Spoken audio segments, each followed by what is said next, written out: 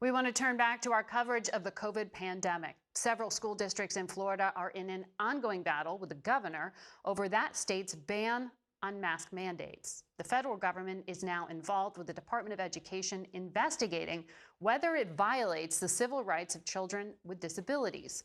We want to go now to the superintendent of the Miami-Dade County School District, Alberto Carvalho. Good morning to you. Good morning, Margaret. So a Tallahassee judge says the governor is well within his legal rights, but do you believe that this ban on mask mandates actually does violate the rights of children with disabilities as the federal government is investigating?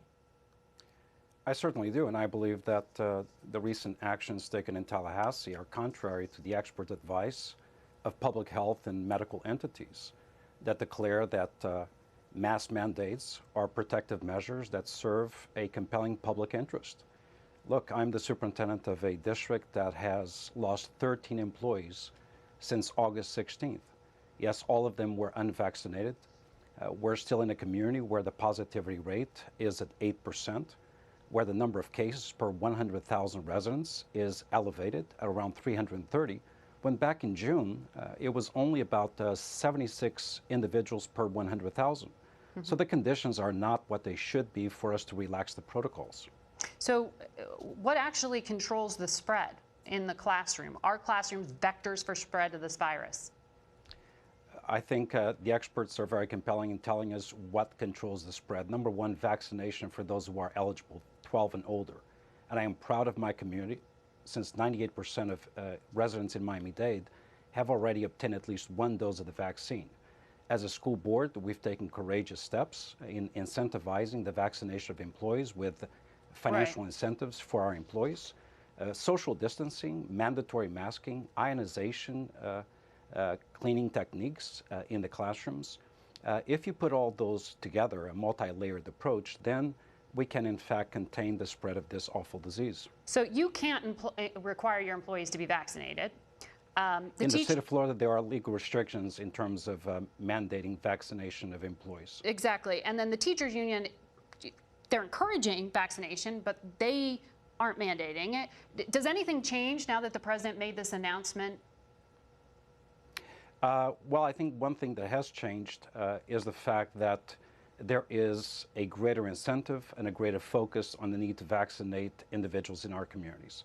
You know, the best way to reduce the positivity rates to contain the spread of COVID-19 is by surrounding kids with vaccinated individuals. And our incentives, the deployment of mobile vaccination units and testing units to our schools, which we do around the clock, are having an effect. Well, I want to ask you about the tragedy, as you just mentioned, of those 13 people who worked for you, right? And in a district which has a high positivity rate, high poverty rate. They were unvaccinated. Why did they refuse to get vaccinated?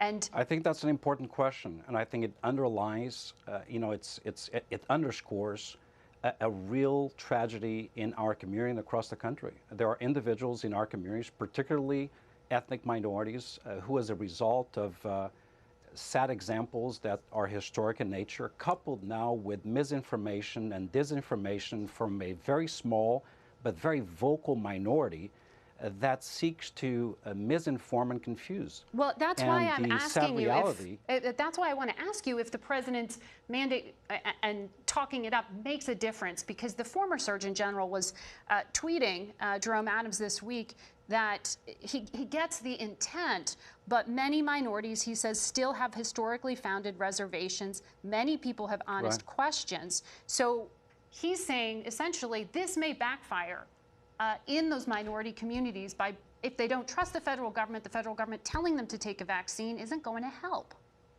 I understand, and that's why local governments that are usually trusted, school districts, teachers, educators, superintendents, school board members, community-based organizations need to step up to provide an echo and a chorus of reason in our communities. Look, this should not be a political issue. This is a health concern issue. We've never debated the value of vaccination for measles, mumps, polio, or hepatitis. What's different now? The conditions, the health conditions, are not what are causing this issue. Politics are. And sadly, here we are debating this from a political perspective rather than a health benefit perspective. And I tell you, as a superintendent, as a father, as a teacher, I am concerned for our kids. They are being used as political pawns in this political chess game, and that is reprehensible. Thank you very much for joining us, and good luck with the kids in your schools.